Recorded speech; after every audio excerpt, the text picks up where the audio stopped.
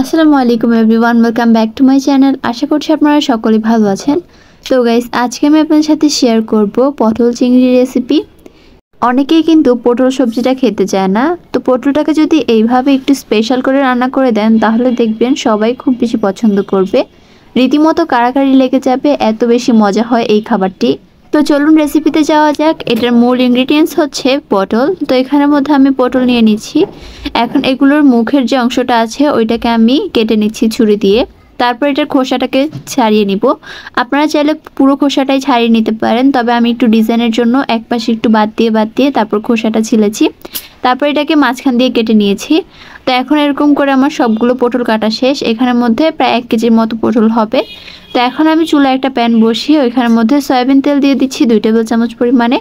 এখন এখানের মধ্যে যে পটলগুলোকে কেটে রেখেছিলাম ওইগুলো দিয়ে দিচ্ছি।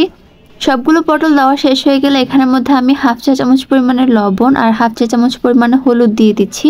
আপনারা চাইলে আগে থেকে মিশিয়ে তারপর ভেজে নিতে পারেন, তবে আমি চুলার মধ্যে দিয়ে দিচ্ছি। এখন ছাঁকনি দিয়ে ভালো মতো নেড়ে চেড়ে এগুলোকে 2 থেকে 3 মিনিট একটু ভালো মতো ভেজে নিতে হবে। ভাজার প্রথম দিক দিয়ে একটু নরম হয়ে যাবে আর শেষের দিক দিয়ে একটু ক্রিস্পি হয়ে যাবে। তো তখন এটাকে আমি ছেঁকে তারপর তুলে ফেলছি।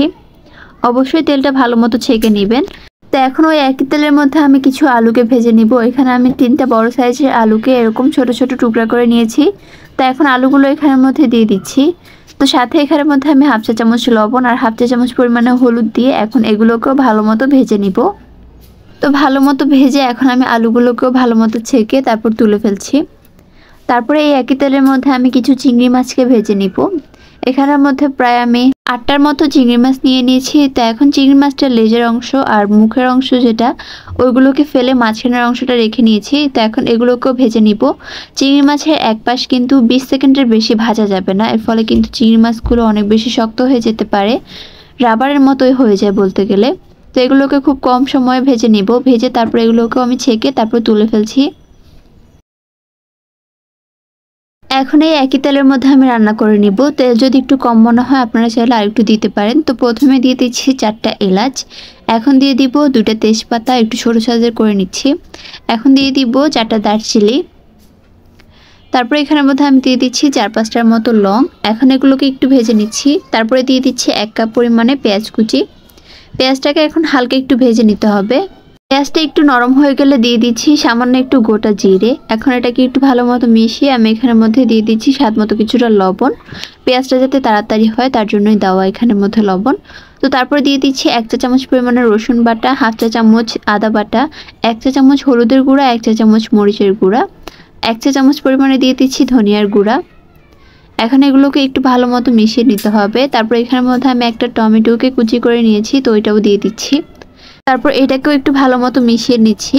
মশলাটা ভালো মতো কষানোর জন্য এখানের মধ্যে আমি 1 কাপ পরিমাণে পানি দিয়ে দিচ্ছি। কাপটা কিন্তু 4 কাপের পরিমাণে দিয়েছি। তারপরে দিয়ে দিচ্ছি স্বাদ মতো কিছুটা লবণ। 1 চা চামচ পরিমাণে জিরা বাটা দিয়েছি, আপনারা চাইলে জিরা গুঁড়াটাও দিতে পারেন। তো আবারও ভালো মতো মিশিয়ে মশলাটাকে কিছুক্ষণ একটু কষিয়ে নিব। যখন উপর দিয়ে এরকম তেল ভেসে উঠবে তখন আমি এখানের মধ্যে যে আগে থেকে পটলগুলোকে ভেজে রেখেছিলাম ওইগুলো দিয়ে দিচ্ছি। সাথে দিয়ে দিব যে আলুগুলোকে ভেজে রেখেছিলাম ওইগুলো। তারপর মশলাটার সাথে এই 2টা উপকরণকে খুব ভালো মতো মিশিয়ে নিব। এখন এখানের মধ্যে আমি 2 কাপ পরিমাণে পানি দিয়ে দিচ্ছি। পানিটা দিয়ে এটাকে আমি ঢাকনা দিয়ে রেখে দিব 10 মিনিটের জন্য। 10 মিনিটের মধ্যে কিন্তু এটা খুব সুন্দর বলক চলে আসবে। তো এই পর্যায়ে আমি এখানের মধ্যে 3 টেবিল চামচ দিয়ে দিব নারকেল বাটা। আপনারা চাইলে কিন্তু নারকেলের দুধটাও ইউজ করতে পারেন। তো এখন এটাকে আমি ছাঁকনি দিয়ে ভালো মতো মিশিয়ে নিচ্ছি। তারপরে এই পর্যায়ে আমি এখানের মধ্যে যে চিংড়ি মাছগুলোকে ভেজে রেখেছিলাম ওইগুলো দিয়ে দিব। চিংড়ি মাছ দিয়ে এটাকে একটু ভালো মতো মিশিয়ে আবারও ঢাকনা দিয়ে রেখে দিব। ঝোলটা যখন একটু মাখা মাখা হয়ে আসবে তখন এখানের মধ্যে আমি দিয়ে দিচ্ছি গরম মশলার গুঁড়া। লাস্ট পর্যায়ে গরম মশলার গুঁড়া ইউজ করলে কিন্তু ফ্লেভারটা অনেক বেশি ভালো আসে।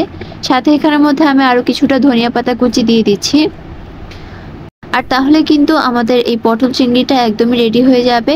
খুবই টেস্টি হয় এই রান্নাটা। ঝোলটা একদম মাখা মাখা রাখলেই কিন্তু পারফেক্ট হয়। আপনারা চাইলে কিন্তু সহজেই বাসায় পটল চিংড়িটা তৈরি করে খাওয়াতে পারেন সবাইকে। দেখবেন সবাই খুব বেশি পছন্দ করবে। তো আমার আজকের ভিডিওটি ছিল এই পর্যন্তই। আল্লাহ হাফেজ।